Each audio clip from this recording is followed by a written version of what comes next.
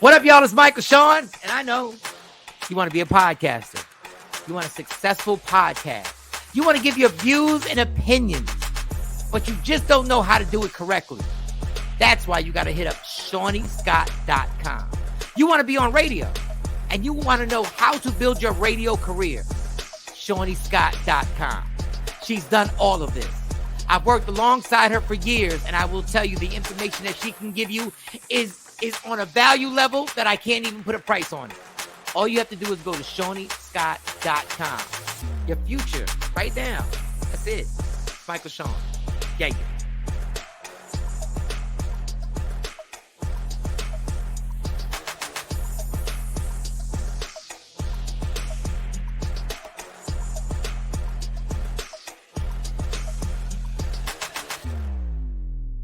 After the accident, I was stuck paying all these medical bills. The Witherspoon Law Group understands that you didn't deserve what happened to you, but you do deserve justice. They weren't just there for me, they fought for me. I care about what my clients are going through. We are in the fight of their lives. We don't just fight for you, we fight with you and make sure you get the compensation you deserve. And that's why we do what we do. And what we do is win. Call 844-WE-WIN-44.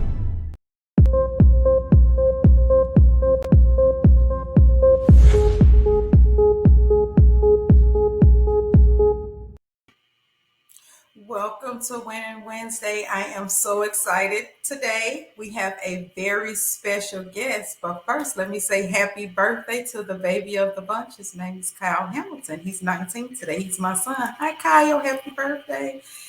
Well, today we have as a guest none other than the legendary mom from the inspirational book My Mama Said. The one that inspired all of the quotes, none other than Charmaine Gerdine.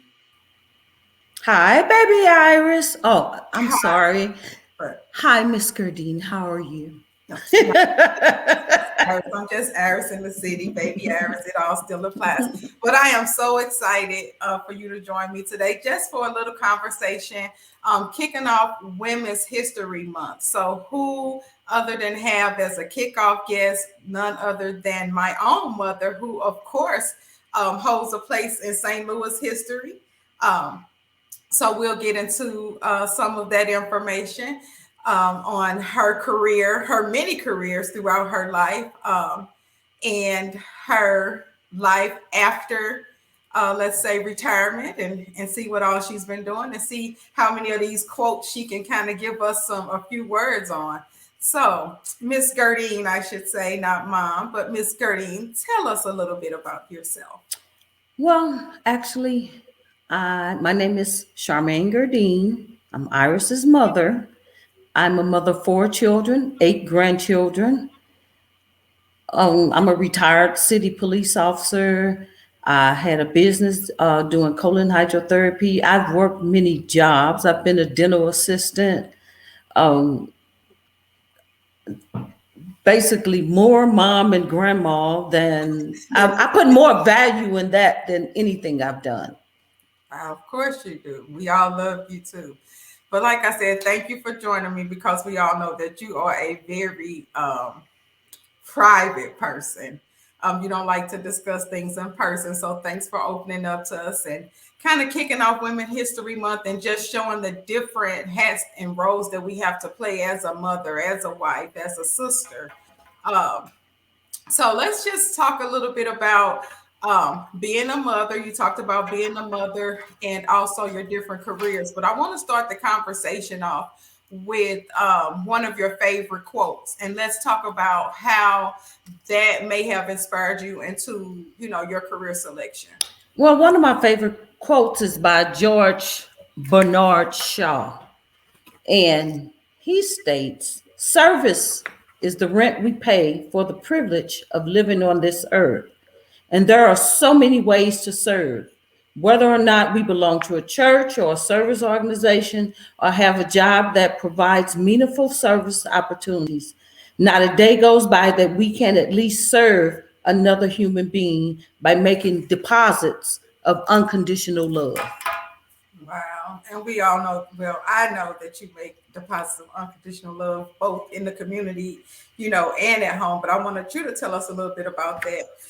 One of the funny things is that we all know that they say what preachers' kids and police officer kids sometimes can be a handful.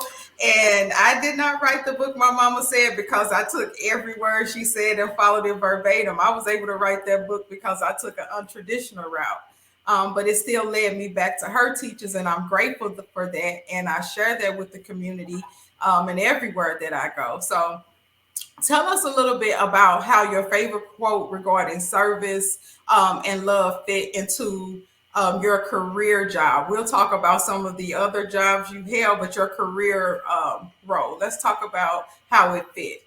Okay, as a career that I retired from the St. Louis City Police Office Department in 2007, I served 20 years. I was in the 9th District, 4th District, narcotics, juvenile division.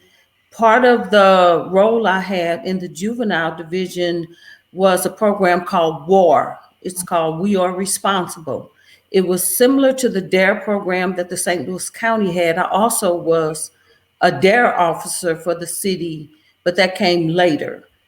And we went into the schools from preschool through 12th grade, and we did seminars and talks on drugs, peer pressure, conflict resolution, and being responsible.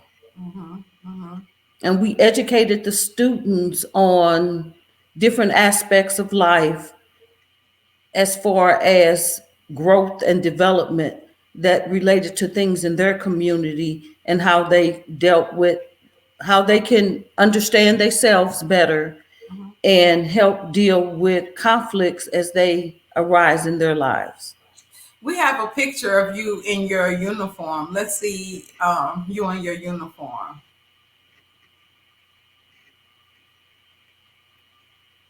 It's just going to take us a minute. But while we're waiting for that to pull up, what was it like? Not so much in the schools, because of course that's the part that you enjoyed. It seems like pouring into the kids, because there you are in your police uniform and smiling, looking very pretty and young. Ooh, can you tell I was eating a sandwich? Always. My mom, she doesn't like to get hangry no time of the day, so she gonna have a sandwich, a cookie. But yeah, so you carry that smile everywhere you go, even while being a police officer. I guess that's why a lot of people in the community trusted you. But talk about some of the other roles that you played on the police department. Like starting off, you didn't get to go into the schools. You basically had to be a patrol officer. Yes, I was a patrol officer in the community where I answered radio calls, domestic violence, homicides, stealing, burglary. A lot of people don't understand the magnitude of what one police officer goes through in an 8-hour period. Like, for instance, if I knew that my children were at home safe and there was a school bus accident, that also sent me in a space where as soon as I finished, I called home to see if my children were okay. And then it's trying to work different shifts.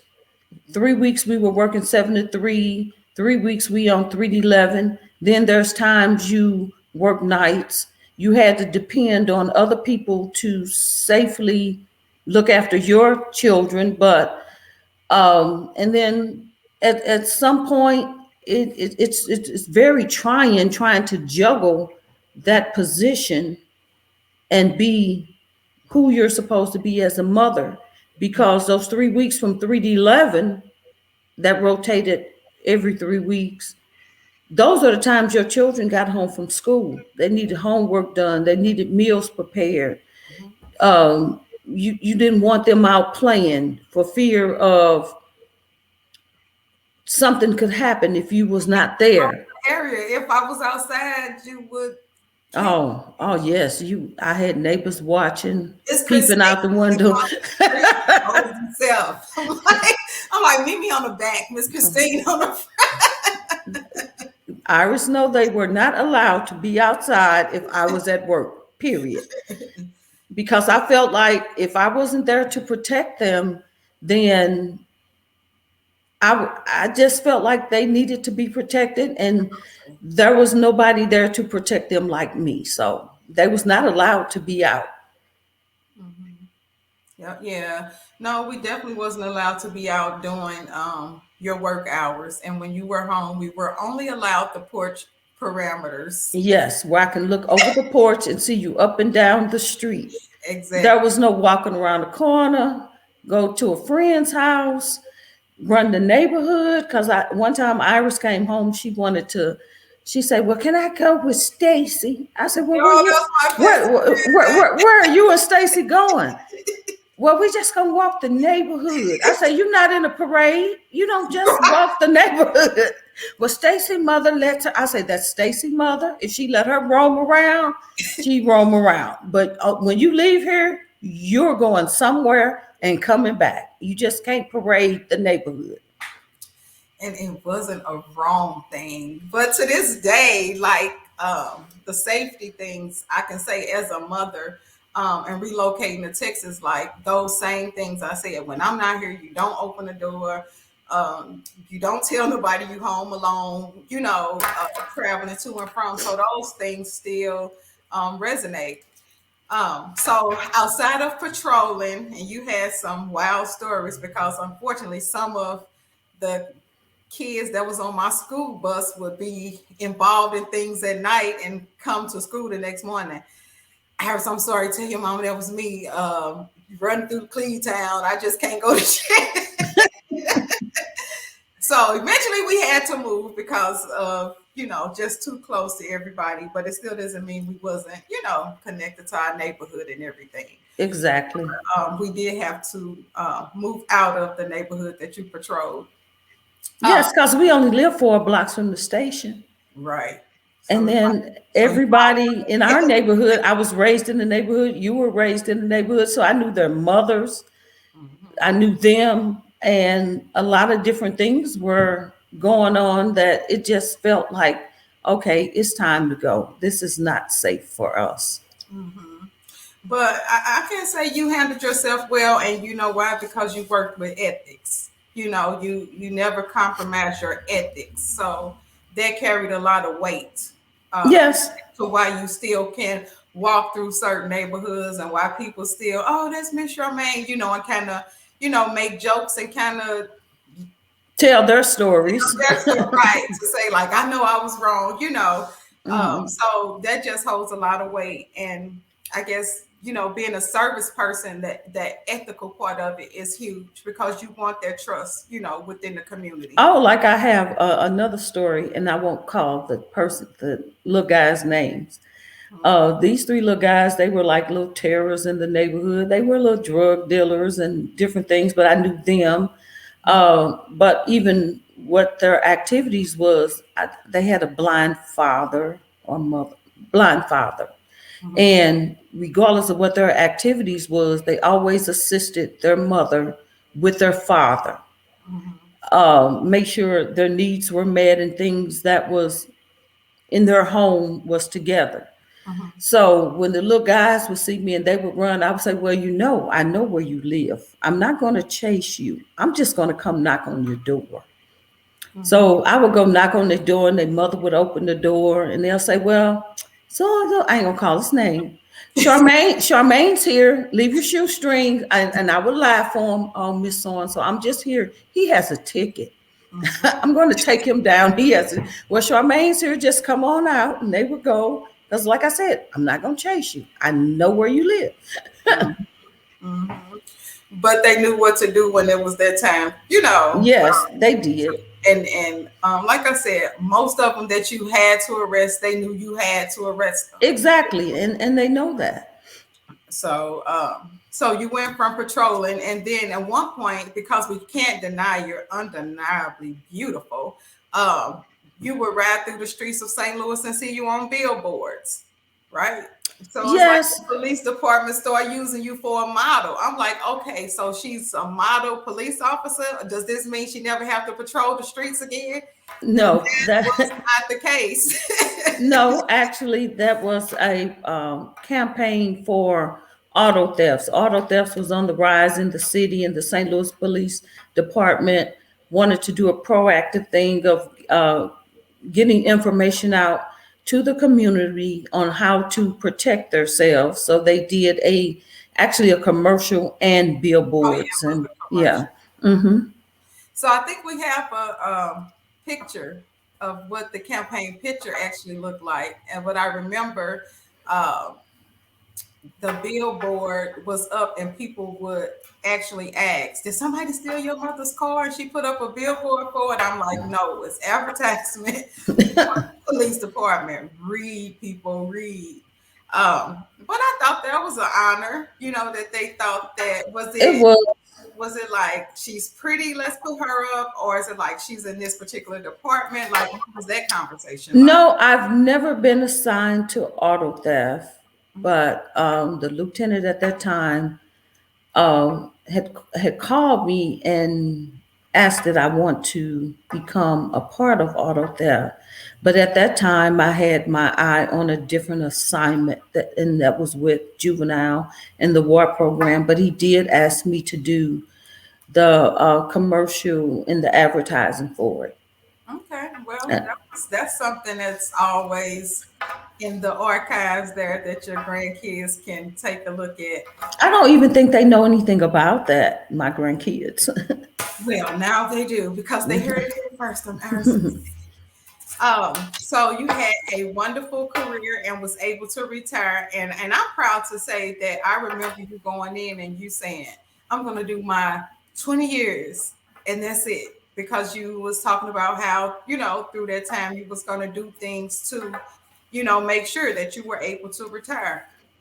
One of the things was I would always say, I don't know why I thought you had so much money to spend, but then you get paid, you would get pissed off. Don't ask me about money. That's my favorite line. Like, if I wanted to do something, it's almost like I had it marked. But then at some point you start explaining to me, like, I don't want to do this forever. So I'm not just out here spending money. I'm saving so that I can, retire in 20 years. And I don't have to do this until I'm 60 and blah, blah, blah. So I commend you on being very disciplined in that aspect, because 20 years you was like, this is it. Kids who need a ride. And it came at the perfect time, because in your retirement, I had a child entering high school. And at the time she was commuting from St. Louis City to Webster Grove. So of course she needed door-to-door service. Yes. So you were able to step in there. So after retirement, you were granny taxi for a minute, but then you decided it's something more. I want to learn something new. And not only did you learn it, you conquered it, opened a business, and it was very successful. Because you have people to still ask me, what's your mother number to her office? Is she at your dad's? I'm like, oh, she doesn't want to do that anymore. I thought it was rather disgusting, but you explained all the benefits, and it was colon hydrotherapy. Exactly. colonics. Yes. And cleansing the colon. Right. And I mean, at one point you would say, because you're full of, and I was like, okay. Yes, yeah. Because actually, for those that don't know what colon hydrotherapy is, it's a cleansing of the colon. We have 5 feet of large intestines. And even though our bowels move, we still have fecal matter stuck to the walls of our colons. And a lot of times people have colon cancer because those toxins sit there and they go back into our system over a period of time, which can cause colon cancer. So it's always a good thing to periodically, maybe 2-3 times a year, to get your colon clean, to wash the walls of your colon to stay healthy. Mm-hmm. Yes, so that's another story and topic. We'll talk about the boo-boo at a different time. but it definitely is something that you stay learning and staying, knowledgeable on your craft, because at any time, if you want to go right back into your room and Well, I didn't just jump into it. I had to take a anatomy class. Then I went to Oregon and I took an advanced class. I went to Arizona and took some classes. Oh, I know you didn't jump into it. I'm saying you can jump back into it. Yes. Of all of your reading and expertise and making sure you got the right type of certifications from the right people. Exactly. Concern of yours, who you were getting your information from. Yes. I'm one of those to look on the internet and say pay $19.99 and you No. pay, like, who are they? I actually tried to refer you for a service once and you called me. Did you read that lady review? She don't even do this. I felt so bad because I'm like, oh, I'm just looking at the fact her, Instagram videos dope. So No. I know, Mom. But I always make a joke because, of course, I've been saying what my mother said since I could speak, being that you worked numerous jobs. I've known you to change tires. And Yes. on Grand And lube jobs, all changes, lube jobs. You ran a record store for Mr. Miles. I love Mhm. Mr. Miles, and he trusted you to run his entire store. Mhm. Let me think. Dental assistant. I remember. Yes. Powell, dental assistant. I think those were the top one. Oh no, I remember, like, before people were really popular at working at Chrysler in the car plants, you had a contract working at Chrysler, like inspecting car parts. So Yes, quality control. I was a cashier for Kroger. you've had a number of jobs, and then not only have you had a number of jobs, you've been through every experience probably with everybody close to you. And what I mean by that is everybody rely on you for information. Dr. G, he's the doctor, but he still will consult with you before doing certain things. I can't think of one job that I've been on that I haven't given you a scenario. Mom, if this was the scenario and the pot was 1.5 million and you have 4 departments, you like, look, Aris, you got to think about what's important first, So you help me, manage millions of dollars for, companies not knowing exactly what the task was, or, just giving a scenario. And we all have done that. So, you wear many, many hats, and you are a knowledgeable woman. So on this Women's History Month, like I said, I couldn't do nothing other but kick it off with the legendary mom herself. So one of the things I want to do just to make it fun is I want to pick one of the quotes as we end out from the book, and you kind of give us an example in your mama voice, not you got to do it in your mama voice.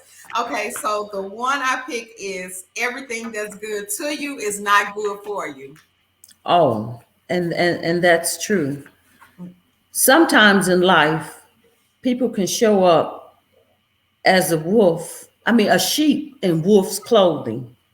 They can make it look all glamorous. They can make it shine. They can make you feel good, but they have an agenda. You have to be able to watch and listen and pay attention to what people are saying. The good book says what comes out the mouth comes from the heart.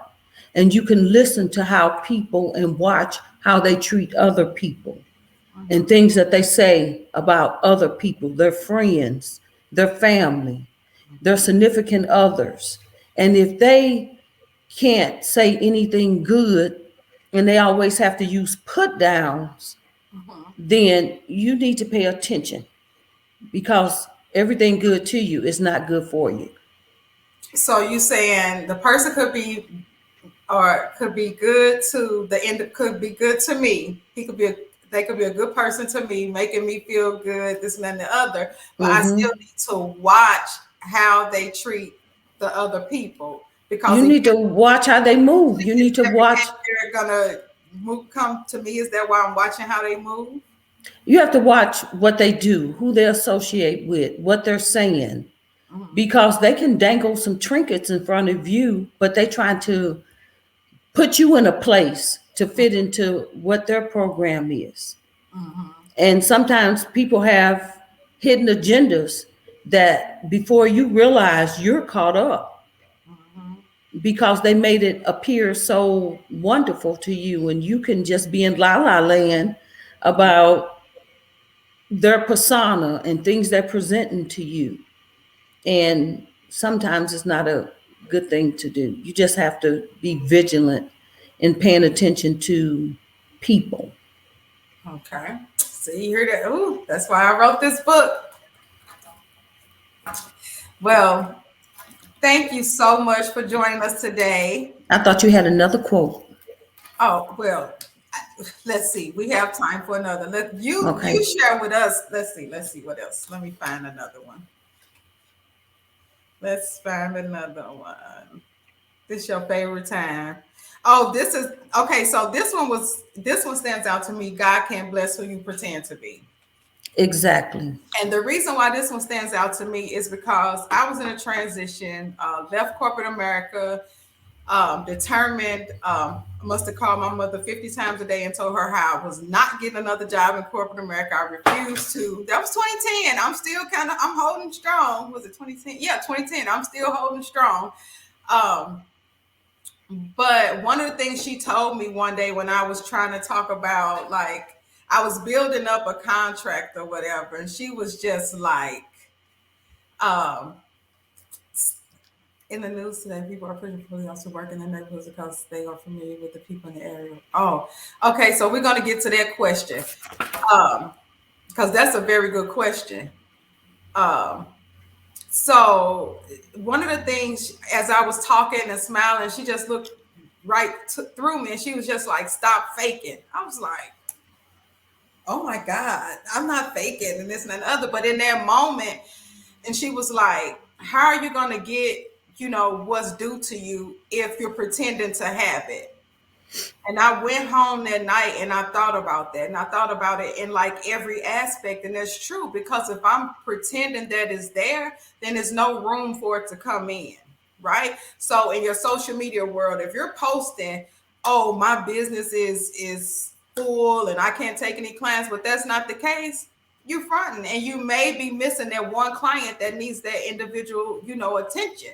So it's about being real and being true, but not to everyone and everything around you, because that's what I had to learn. You know who to be open to when it comes to because one thing you told me is you can't expose it to everybody. It's you will know, because that person will have in that area what you need to get, to that next point.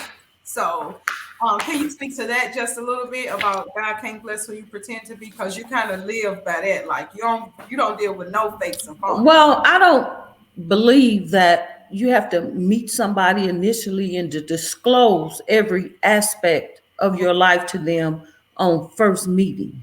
Right. You never have to, if you're a genuine person, your light will shine all by itself.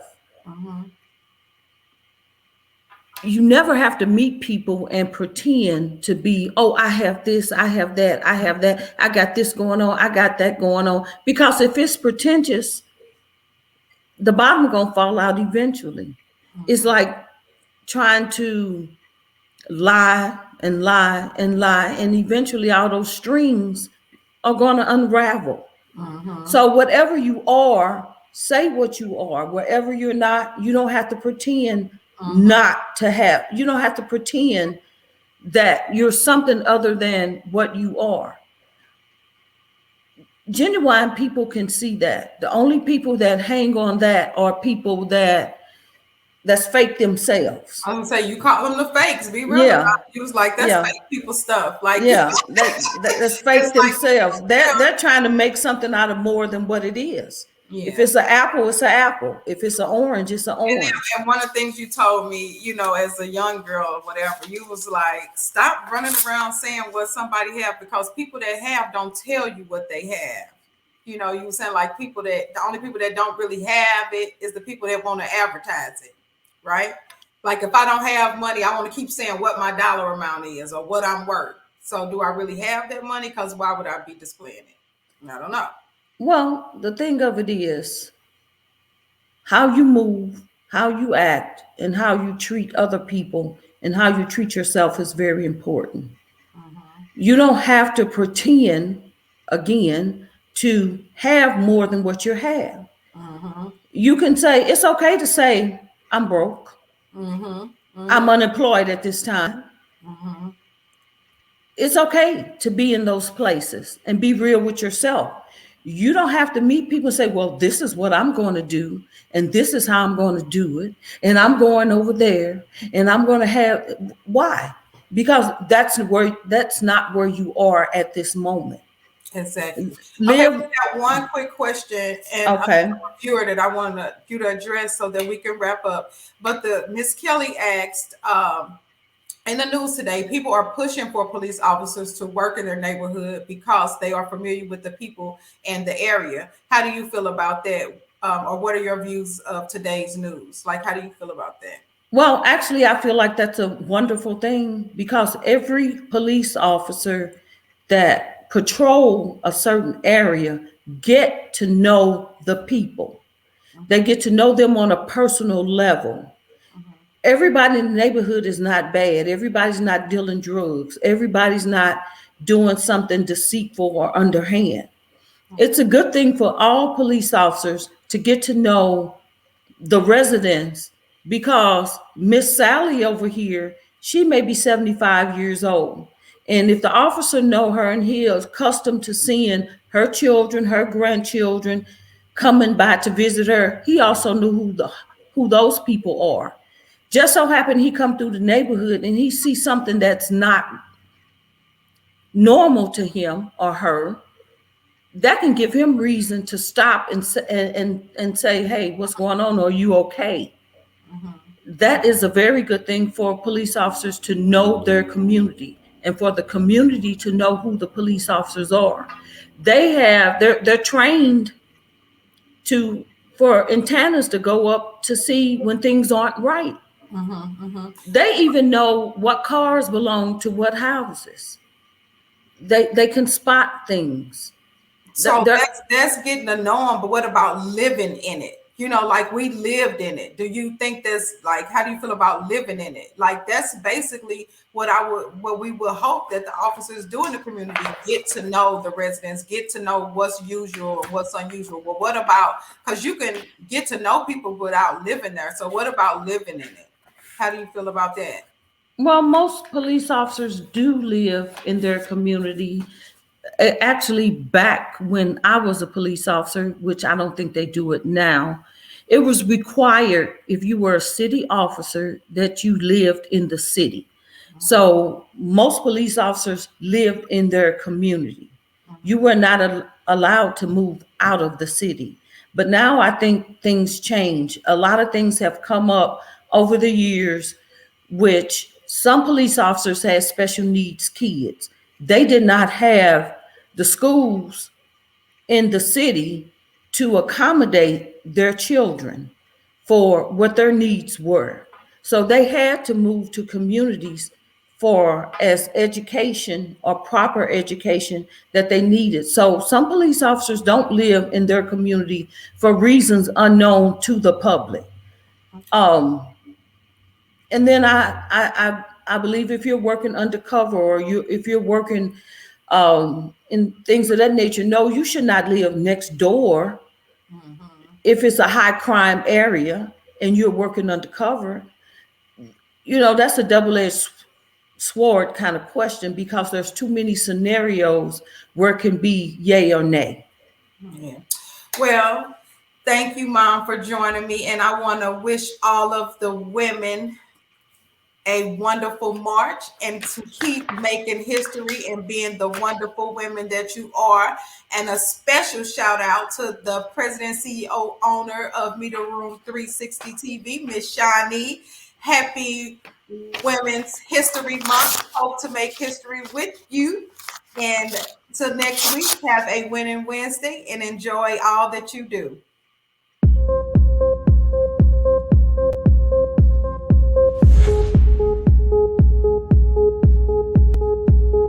After the accident, I was stuck paying all these medical bills. The Witherspoon Law Group understands that you didn't deserve what happened to you, but you do deserve justice. They weren't just there for me, they fought for me. I care about what my clients are going through. We are in the fight of their lives. We don't just fight for you, we fight with you and make sure you get the compensation you deserve. And that's why we do what we do. And what we do is win. Call 844-WE-WIN-44. Want your book or music to be published? Skip the confusion and rejections from others. Let BePublished.org publish and promote your work for less. BePublished.org handles it all, from cover design to worldwide distribution, with high quality and fast turnaround. You even keep rights and royalties. Everything was perfect. You made my dream come true. My book and CD look so good. Call 972-880-8316 now. BePublished.org. 972-880-8316. What up, y'all? It's Michael Sean, and I know you want to be a podcaster. You want a successful podcast. You want to give your views and opinions, but you just don't know how to do it correctly. That's why you got to hit up ShawneeScott.com. You want to be on radio, and you want to know how to build your radio career. ShawneeScott.com. She's done all of this. I've worked alongside her for years, and I will tell you the information that she can give you is on a value level that I can't even put a price on it. All you have to do is go to ShawneeScott.com. Your future, right now. That's it. Michael Sean. Yeah.